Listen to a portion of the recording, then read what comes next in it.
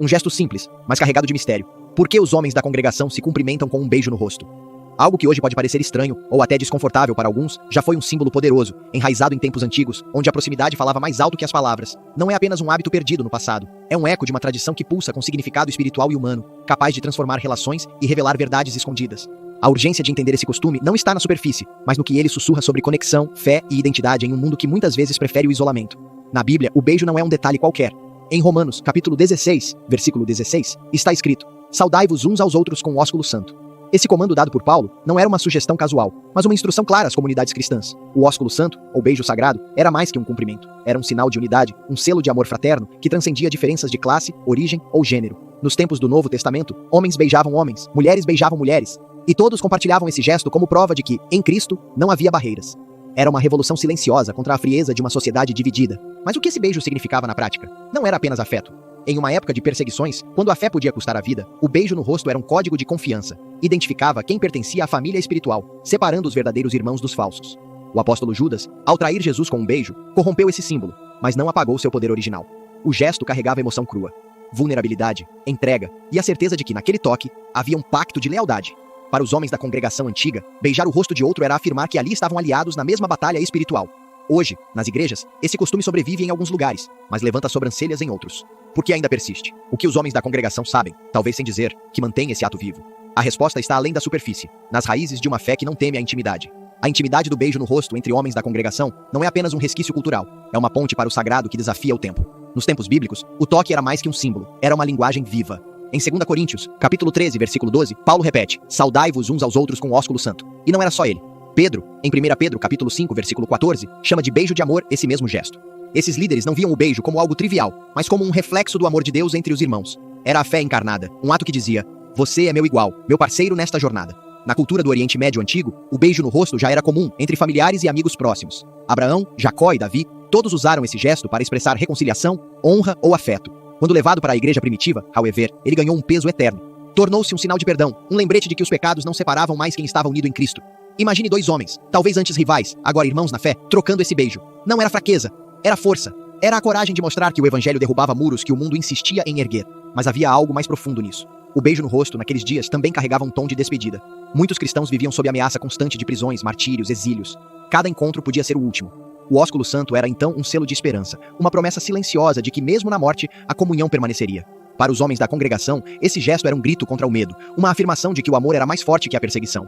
Eles não apenas se cumprimentavam, eles se sustentavam. Com o passar dos séculos, porém, o costume enfrentou mudanças.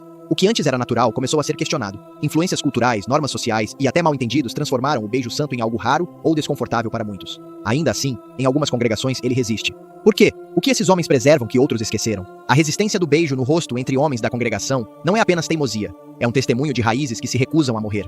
O mundo moderno, com sua pressa e distância, transformou o toque em algo suspeito, mas a Bíblia nunca mudou sua mensagem. Em Gálatas, capítulo 3, versículo 28, Paulo declara que em Cristo não há judeu nem grego, escravo nem livre, homem nem mulher. O beijo santo era a prova viva disso, um gesto que igualava todos, independentemente do que a sociedade ditasse. Para os homens da igreja primitiva, ele era um lembrete diário de que a fé não aceitava divisões. Com o tempo, porém, o costume encontrou barreiras. Na Idade Média, a igreja ocidental substituiu o beijo por apertos de mão ou inclinações, temendo interpretações erradas ou abusos. No Oriente, ele sobreviveu mais, preservado em tradições como as da Igreja Ortodoxa, onde até hoje homens se cumprimentam assim em dias santos. No Brasil, herdeiro de costumes portugueses e africanos, o beijo no rosto entre amigos já foi comum, mas na congregação ele ganhou um sabor único, o sabor da fraternidade espiritual. Homens que o praticam hoje não apenas seguem um hábito, eles reacendem um fogo antigo. Esse gesto carrega uma força que o mundo secular não entende. Estudos sobre comportamento humano, como os do antropólogo Edward T. Hall, mostram que culturas de alto contato, onde o toque é frequente, criam laços mais profundos. Na congregação, o beijo no rosto faz exatamente isso. Une. Não é sobre romantismo ou fraqueza, mas sobre pertencimento. Quando um homem beija o rosto de outro, ele diz, sem palavras, que ali há um irmão, alguém com quem divide o pão e a promessa do céu. É um ato de vulnerabilidade que exige confiança mútua. Ainda assim, muitos resistem. Alguns veem o beijo como ultrapassado, outros como invasivo. Mas quem o pratica sabe que ele guarda algo essencial. Não é apenas um cumprimento, é uma memória viva do que a igreja foi chamada a ser. O que esses homens sentem ao manter essa tradição? Que verdade eles carregam que outros deixaram para trás? A verdade carregada no beijo no rosto entre homens da congregação é simples, mas profunda. O amor de Deus se manifesta na proximidade humana. Em João, capítulo 13, versículo 35, Jesus diz: "Nisto todos conhecerão que sois meus discípulos, se vos amardes uns aos outros." O ósculo santo era esse amor em ação, um sinal visível de que a fé não é solitária, mas comunitária. Para os homens que ainda o praticam, não é apenas tradição, é um ato de obediência, um eco das palavras de Cristo que ressoa através dos séculos. Eles sabem que o gesto os diferencia. marcando-os como parte de algo maior. Essa prática também desafia o individualismo moderno. Enquanto o mundo prega distância e autonomia, o beijo no rosto grita união. Em Filipenses capítulo 2, versículo 2, Paulo pede: completai o meu gozo, tendo o mesmo modo de pensar, o mesmo amor, o mesmo ânimo. O toque físico era o selo dessa unidade, um lembrete de que a igreja não é apenas uma reunião de indivíduos, mas um corpo vivo. Homens que se cumprimentam assim, rejeitam a frieza do isolamento e escolhem a chama da fraternidade, mesmo que o mundo os ache estranhos. E há poder nisso.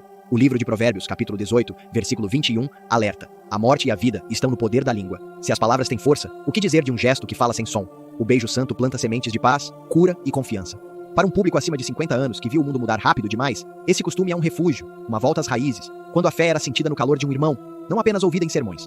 Por fim, o beijo no rosto entre homens da congregação é um convite, não para todos o imitarem, mas para que todos entendam seu coração. A igreja nasceu para ser família. Quem o pratica, guarda uma herança preciosa, um segredo antigo que sussurra sobre amor, igualdade e esperança. Eles não apenas se cumprimentam, eles declaram com cada toque que o reino de Deus está entre os que se aproximam.